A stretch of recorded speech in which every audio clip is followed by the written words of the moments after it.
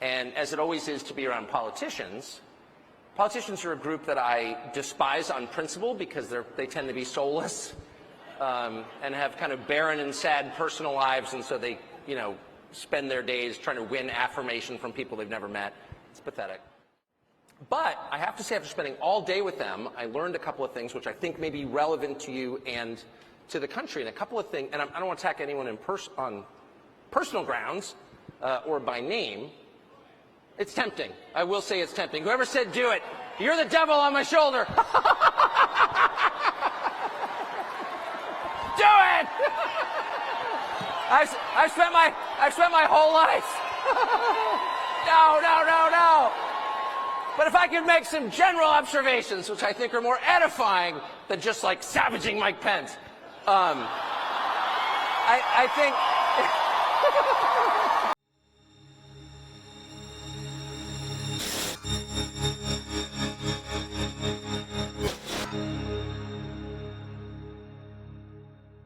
That was Tucker Carlson last week at the Blaze Media event, where he got to interview all of the presidential nominees. And let's just say Mike Pence had the worst day possible, and he really screwed things up for himself. So let's watch together, and let's let Mike Pence tell you for himself who he really is. Thank you, Mr. Vice President, for coming. You bet. Thank you, Tucker. So great. How about a round of applause for Tucker Carlson for being here and doing this, everybody? How gracious. I thought I was going to get off easy. I got on stage, there was no Tucker. So,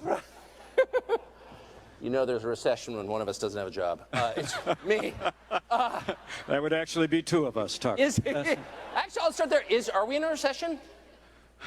I think there's a real possibility that it's already hit parts of the country. Yeah. I mean, look, Joe Biden comes into office, and along with Democrat majorities in the House and Senate, they launched a gusher of spending, $2 trillion in unnecessary spending that initiated the worst inflation in 40 years. They launched a war on energy. They dismantled all of our successful policies at the border, created the worst border crisis in history. And the reason I'm running for president of the United States is because I know we can do better. We can bring this nation back. We can restore the American economy. We can secure our border. And we can stand for the God-given liberties that have always made this country strong and true and great. Amen. You had to practice that a few times. Well, thank you. And we can certainly do better, that's for sure. So I have to ask you, since you were a witness to, and in some unintentional way, a participant in one of the most widely covered events in American history, January 6th, what was that? Do you think that was an insurrection? Well, first, can I just take a moment to say thank you to the family He needs leader, a moment to deflect. to Bob Vanderplatz and the whole team here, and to our friends at Blaze TV, including my old friend Glenn Beck. We're standing here on a historic day in Iowa, when in just a few short hours, Governor Kim Reynolds would take to this stage and sign into law historic protections for the unborn. And I think all the members of the family leader here in Iowa prayed and worked and fought to bring us to this day. And it's an honor to be with you all. It really is.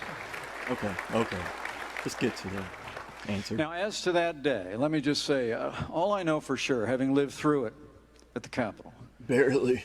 is that it was a tragic day. I've never used the word insurrection, Tucker, over the last 2 years, but it was a riot that took place at the Capitol that day.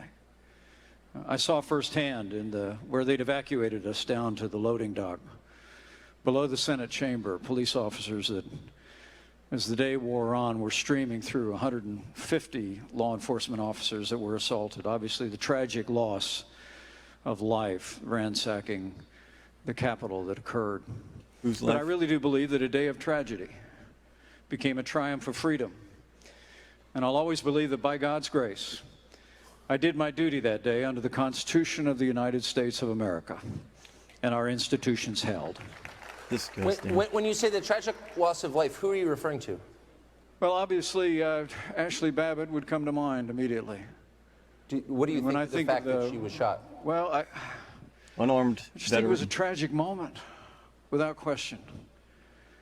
But I have to tell you that seeing people assaulting law enforcement officers, smashing windows, breaking into the Capitol building, It infuriated me. And it's But very watching likely that, unarmed women get shot to the death restraint that was infuriates shown me. by law enforcement officers saved lives that day. But I think it's important that we hold those accountable who perpetrated acts of violence and vandalism in our nation's capital. But I'm still waiting for equal vigor and equal prosecutions to be brought on those that brought hundreds of BLM riots to cities across America. Amen. I mean, the truth is, you know, we don't make progress in this country by walking away from the rule of law. We uphold the rule of law, and we apply it equally and fairly. And I think that holding those accountable that rioted at the Capitol that day is right and proper. But I also believe that people that engaged in the hundreds of riots over the summer of 2020, literally burned out, you know, family businesses and communities, and also cost lives, Yes. must be held to account. Amen. So we spent, when the BLM riots happened and the riot in front of the White House that injured more law enforcement personnel than January 6th, we spent a lot of time talking about why those rioters were mad. They were mad about systemic racism and the death of George Floyd, et cetera. Why do you think the people who swarmed the Capitol on January 6th were mad? And why haven't we talked about that? Well, first off, I would tell you that I think the January 6th committee was a partisan committee in the Congress of the United States. You didn't ask about the committee. And it failed its historic You're just trying to mission think of what talking points bringing the can facts I bring forward. up now. Yep. And I know your commitment to bringing all the facts to the American people, Tucker. And I know we're grateful for that.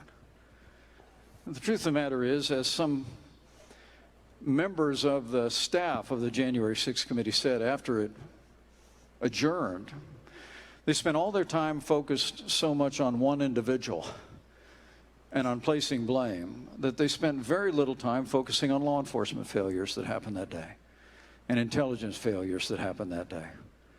He's And I so hold to the view that we can never unnatural, let like this he's up happen there again. quoting Hamlet. We can never allow the capital of the greatest nation on earth to be subject to a riot for any purpose, He's for got any this motivation. attitude And for that of reason, we need to the old understand why law grandfather talking to enforcement the that day child was not to let him understand better what's going equipped, on here. and better prepared, where you're the way too intelligence simple to failures were. understand.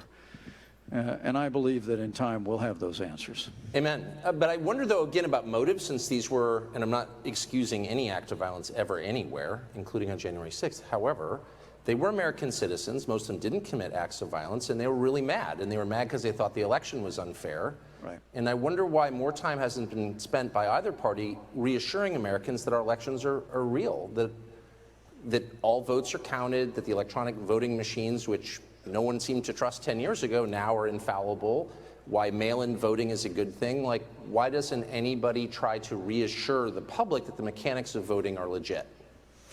And are they? Do you think the last election was fair? Well, as I said on January 6th in my communication to the Congress, and have said many times since, there were irregularities in the 2020 election. There's no question. There were about a half a dozen states that changed the rules of elections in the name of COVID. Yep. And that undermined public confidence in the outcome of our elections. Now, at the end of the day, we brought more than 60 lawsuits, states engaged in recounts. And when states ultimately certified and courts upheld those changes in virtually every instance, and ultimately we were able to determine that the changes, there was no evidence that the changes had changed the outcome of the election in any way. I knew that my duty was clear that day. But candidly, as I've said before, you know, President Trump's words that day were reckless. I believe whatever his intentions in that moment, it endangered me and my family and everyone that was at the Capitol that day. I believe history will hold him accountable for that. History's Just gonna as the hold you law will hold accountable for being a everyone traitor. that engaged in acts of violence. But may I just get, to the rest of us who weren't there, who were just participating or trying to in our democracy, 10 years ago, Democrats said, look, electronic voting machines can never be secure. And of course, that's obviously true. Anything electronic can be subverted. Real countries don't use electronic voting machines. Are you confident that a country with electronic voting machines, ours, can have an election that you're participating in that everyone can trust? Well, I believe we can, but I welcome the fact that since 2020, Republican-led states around the country have enacted election integrity reforms. I'm somebody that believes that, and Indiana was the first state to do this. I'm somebody that believes that you ought to be required to give a picture ID when you go in to vote. We ought to have voter ID in every state in America. These are recycled for like the past 30 years. But with regard to voting machines, I would tell you we had them in Indiana, but in Indiana and elsewhere, they produce paper ballots. Recounts were taken in states around the country. And I think it's absolutely essential that we do everything in our power to restore public confidence in the one person, one vote principle at the heart of this republic. Why not just get rid of electronic voting machines and call it a day, and then we don't have to debate it? Imagine that. He's pissed. Look at that vein popping out. Well, I would certainly be open to that. Is there a downside? Sure. But what I believe, Tucker, is that states govern elections. But states ought to conduct our elections. In fact, our founding fathers debated this at the Constitutional Convention. It was one of the reasons why practice lines. I believe that my duty was very clear on that day. Despite the fact that my former running mate continues to hold the view that I had the right to overturn the election. I had no right to overturn the election. The presidency belongs to the American people and the American people alone. I had no right to reject or return votes that day. And Kamala Harris will have no right to overturn the election when we beat them in 2024. Wow. But this principle of state control of elections is absolutely vital. I mean, we've got to, one of the very first bills that Nancy Pelosi, Chuck Schumer, and Joe Biden brought to the floor of the Congress was a bill to nationalize our elections. It's what essentially brought me off the sidelines. It was the first thing I spoke publicly against after I left my role as Vice President of the United States, because you never want Washington, D.C., or any one person in Washington, D.C. deciding our elections. And the truth is that one of the ways that we govern the integrity of our elections is by letting states like Iowa, like Indiana, every state across the country to be able to conduct our elections. So if states were interested in going to all paper ballots, I would cheer them on. If states were willing to use, with strong integrity, continue to use electronic machines, I'll cheer them on. But no state states should govern elections in America now and always. I think it seems like it's a constitutional principle. That seems right to me. But in point of fact, no state, including ones with Republican governors, has really done anything about election integrity. They have not restored elections to what they were in, say, 1992, where you have paper ballots, you have voting on the day of the election, and you have voter ID. Like, these are super simple, but no one's done it. Why? Well, I think there's plenty of opportunity to advance election integrity reforms around the country. As long as we don't intrude on the independence of states to conduct elections and to manage their elections, there are ways the federal government could provide resources and encourage reforms. And if I'm President of the United States, I promise you, we'll fight every day to restore public confidence in elections in this country. Sure we will. So you've issued thank you for that. You've issued a bunch of public statements about your views on foreign policy, which are definitely within the mainstream of Republican views, as far as I can tell. You recently met with Zelensky, according to news reports. And I'm wondering if during that meeting, as a prominent Christian leader, which you are in addition to your political views, you broached the question of his treatment of Christians within Ukraine. The Zelensky government has raided convents, arrested priests, has effectively banned a denomination, a Christian denomination, the Ukrainian Orthodox Church within Ukraine, has persecuted Christians. And I wonder if you raised that with him. I did raise the issue when we were there. Oh, yeah. And I raised it with the leader of the Orthodox Church when I was visiting Kyiv and asked him about concerns about religious liberty. He assured me that the Zelensky government in Ukraine was respecting religious liberty, even while recognizing that there were very small elements of the Russian Orthodox Church that were being utilized for the purpose of advancing the Russian cause in Ukraine, and that they were they were taking steps to hold them to account.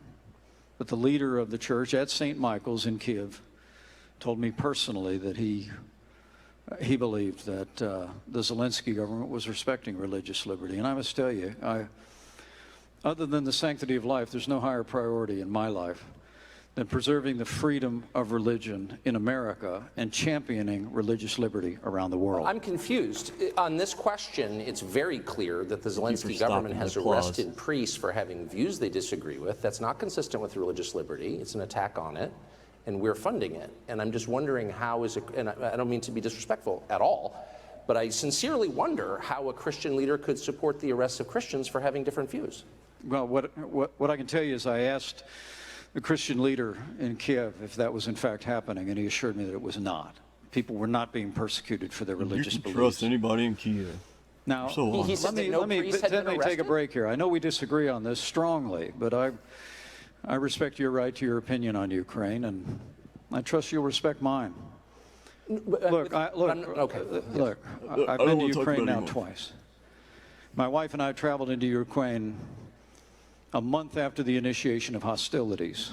We traveled then with a group called Samaritan's Purse, providing Christian relief to the millions of Ukrainians, Christian. That's who we went with. women and children of every age that had to flee that country in the face of the unprovoked Russian invasion that began a year and a half ago. I did return, took an 11-hour train ride into Kiev, also again with Samaritan's Purse. We not only met with government leaders, but we met with Christian relief workers. We're literally rebuilding homes of people in small towns, little hamlets, that a year ago were being shelled by Russian tanks, while the people in that community were just sitting in their homes. I mean, the truth is, what I saw was not just evidence of war, but I saw evil. And I believe that it is in the interest of the United States of America to continue to give the Ukrainian military the resources that they need to repel the Russian invasion and restore their sovereignty.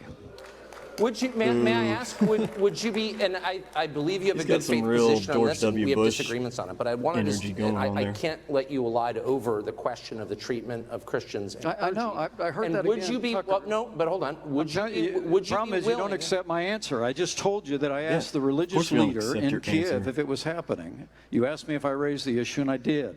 And I'm saying I also factually raised it with the incorrect. Ukrainians, and I was told that there are religious leaders who have been working with the Russian military that is murdering people by the thousands. Okay. I mean, Tucker, look. Wait, but hold on. Don't you think Let me it's- explain to you what I think our national interest is there. I would think you would have greater concern for religious liberty in Ukraine.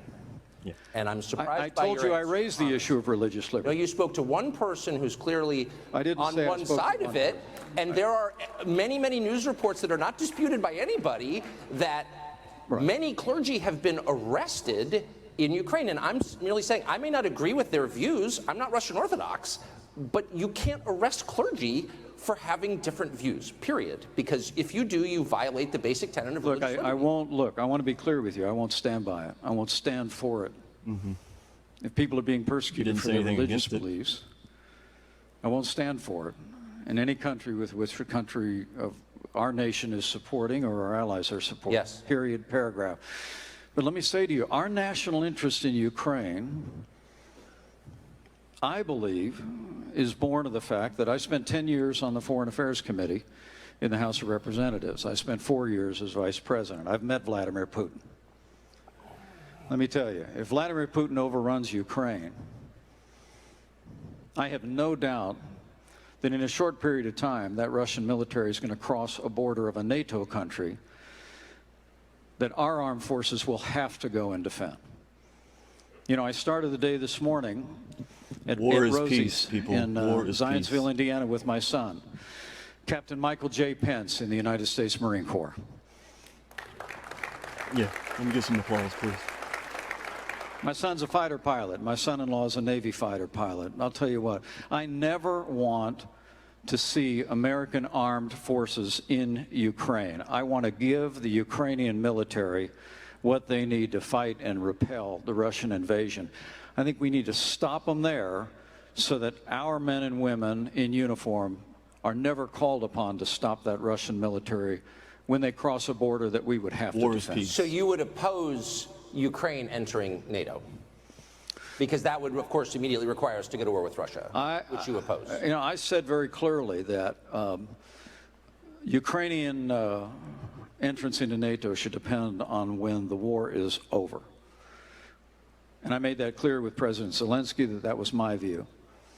And what I understood in speaking with him was he understood that it needed to be conditional. If we were to allow Ukraine to join NATO today, then the obligations of the NATO Treaty on Mutual Defense would initiate immediately, and we'd be pulled into a conflict. I don't want that to happen. But I do believe that after the war is won and over, that welcoming Ukraine into NATO, embracing them with open arms in the West, is in the interest of our security and of our nation in the long term. And let me also say, I think this fight is also about China, Tucker. Yeah. I know we don't talk about that enough. I know a lot of people say, and you may hear from some other candidates in this race, that we ought to be focused on China. Well, I gave the first major speech in our administration, changing administration policy on China. We called them out. We imposed tariffs. We rebuilt our military. I mean, in a very real sense, we were tougher on China than any administration in the modern era had ever been. But I really do believe that by giving the Ukrainian military what they need to repel the invasion, we will also send a deafening message to China that America and the free world will not tolerate China's military ambitions in the Asia Pacific, or their intention that becomes more clear by the day against Taiwan or any other place. But I really do believe peace comes through strength, and the United States of America needs to continue to project strength. But let me say one last thing. But we've run out of ammunition, so we're sending them cluster bombs. So because we've sent our ammunition to Ukraine, which has not yet won the war, whatever that means, no one has defined it, but isn't that prima facie evidence that we have become weaker militarily by our support from Ukraine, or how am I missing something? Well, we're out of ammunition, so we're sending cluster bombs. Well, first off, since Joe Biden took office, he's been working to cut military spending. And frankly, the recent debt ceiling deal that was done, if they don't pass all their 13 appropriations bills, will result in a 1% cut in our military spending after inflation in 2025. Look, China is floating a new battleship every month in the Pacific. We don't need to rebuild our military. We need to build a military strong enough to meet the challenges America will face in the 21st century. And as President of the United States, I'll do that. Amen. I promise you. Last question on Ukraine, though. The Pentagon says that because of the munitions and the material we have sent to Ukraine, we're very low in our stockpiles. Is that a concern to you? Yeah. On the 155 artillery. And, is that it? I have no reason to disbelieve that. Look, it's, the answer, though, is not to shrink from America's role as leader of the free world. The answer is to invest in our national defense. Send cluster bombs. I really do believe that. Look, remember, in a year and a half, and again, we have a strong disagreement on Well, I'm not sure we do. That's okay. Well, that'd be great if we didn't. But let me say to you, we've made real progress there. Look, a year and a half ago, Russia had the second most powerful military in the world. Today, they have the second most powerful military in Ukraine. Ugh.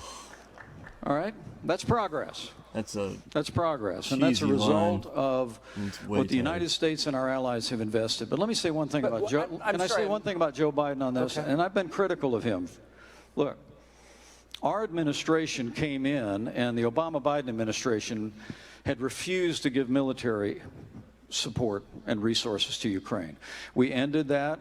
We started providing Javelin missiles. I'll never forget standing in the woods a couple of weeks ago in a little town called Moshe, where the soldier told me about when the Russian tanks approached and how many soldiers they lost in the first 24 hours.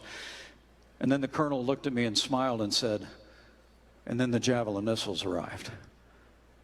And I said, we sent you those Javelin missiles. And he said, yes, sir, you did. I mean, we provided arms to Ukraine so they would be better equipped for this moment. But let me ask when you a it question. came. I'm sorry. Joe Biden cut off military spending when he came in, and even after that heartless, unprovoked invasion, which Joe Biden actually said, we don't know what we'd do if it was a small invasion.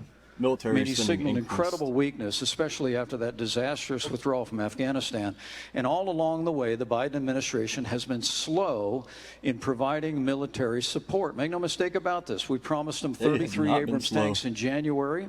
I heard again 2 weeks ago in Ukraine, they still don't have them.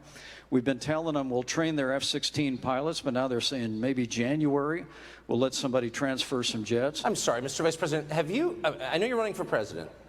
You are Thank you. distressed that the Ukrainians don't have enough American tanks.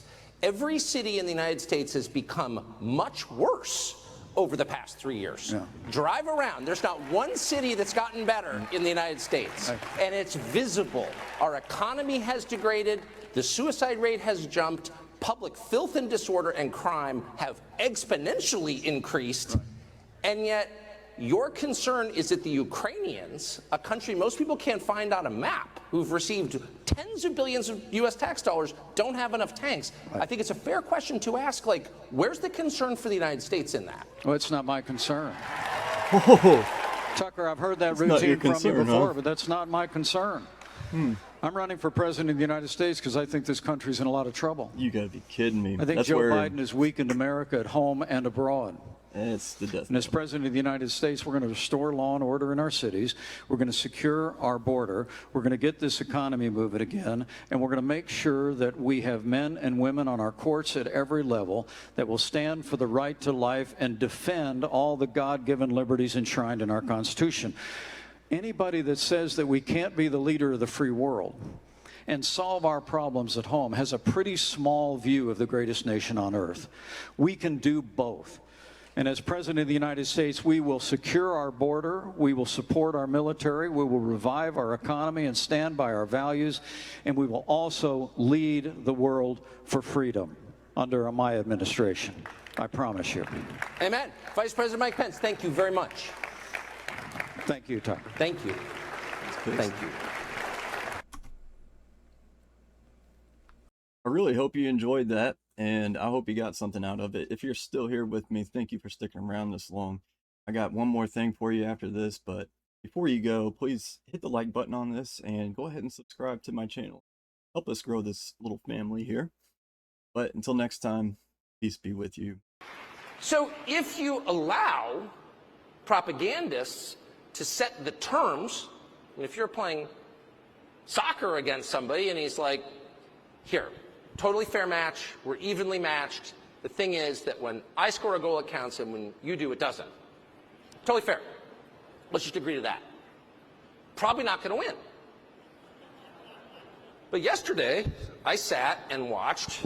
I kept my temper the entire time because it's not up to me who the Republican nominee is at all. I'm just an unemployed talk show host, so I thought I'm going to try to keep myself out of it.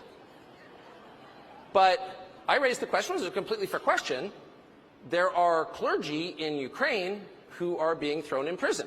Convents raided, nuns kicked out, priests handcuffed, thrown in jail. So, I mean, on one level you think, well, it's not my country. You know, they do all kinds of barbaric things around the world. You can't be upset about all of them. Much more interested in what's happening in El Paso than I am in Kiev. On the other hand, if I'm paying for it, and if I'm sitting here listening to moral lectures about how I have to pay for it or else I'm a tool of Putin, I think it's fair to ask, like, what is that? Throwing priests in jail?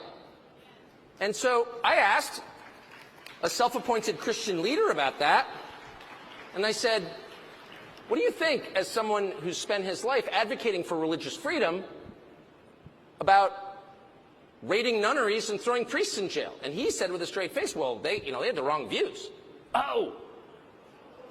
Okay, I'm sorry, I didn't realize what the boundaries were. So you have religious freedom or freedom of speech or freedom of assembly as long as you stay within the lines, but if you express an unapproved view, then you go to jail. But that's freedom, isn't it? You do exactly what I tell you to do or else I imprison you. Is that the freedom that you recognize? No, that's insane. And so that irritated me, and I said, well, but don't you think as a Christian leader you should say something when Christian clergy are imprisoned for their views? No. And how dare you say that? And this person was joined by a chorus of people on the right. Yeah, shut up. Shut up. National Review wrote a piece this morning. Shut up. It's bigoted to notice that Christian clergy are being imprisoned in Ukraine. And my view would be, you know, maybe you care, maybe you don't, but if you're a Christian leader and Christians are going to jail for their views, you are required to say something. And if you don't, you're not much of a Christian leader.